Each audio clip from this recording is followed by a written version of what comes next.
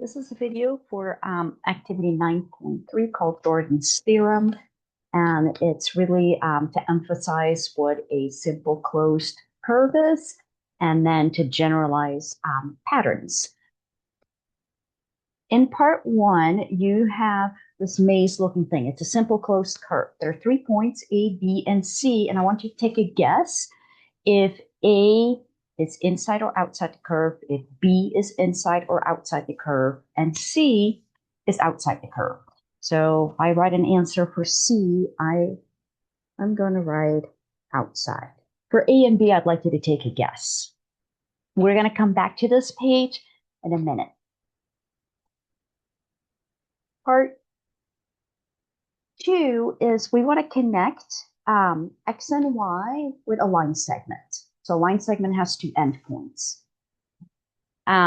D, accidentally, the image for D was switched. So this really belongs in part three. And then the one that's in part three actually belongs to part two. You want to count how many times your line segment crosses the simple closed curve. So if I do A, for example, it crosses it once right here. So I'm going to write that there's one crossing, and that is odd. You will do this for B, C, and then D on the next page. You then want to make a connection between the number of crossings and both points being inside or outside the simple closed curve.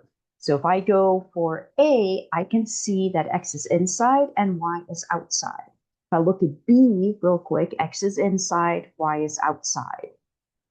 For C, X is inside, Y is outside, and then for D, we'll have to go to the next page. So it looks like for part two, 1 point is inside the curve, 1 point is outside the curve. That is connected to the number of crossings and whether those are even or odd numbers. You will then go to part three. And for this one in A, 0 is neither even or odd. So I moved Z and W up so I can get 2 crossings.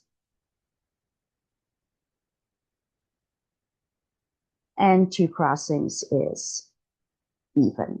Connect Z and W for all. And then remember that D actually belongs to part two.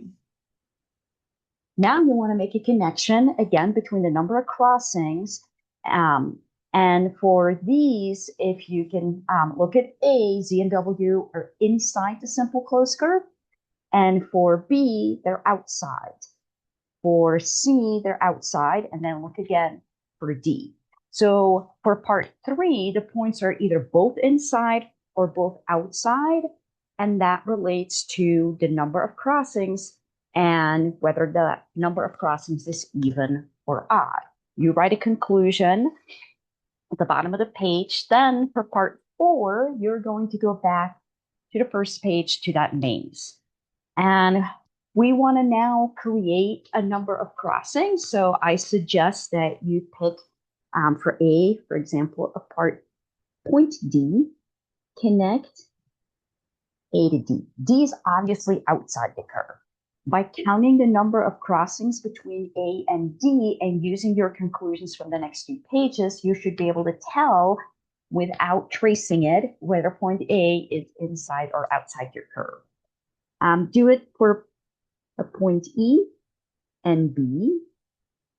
And again, count the number of crossings and then decide if B is inside or outside the curve. Then you'll be able to finish up this activity.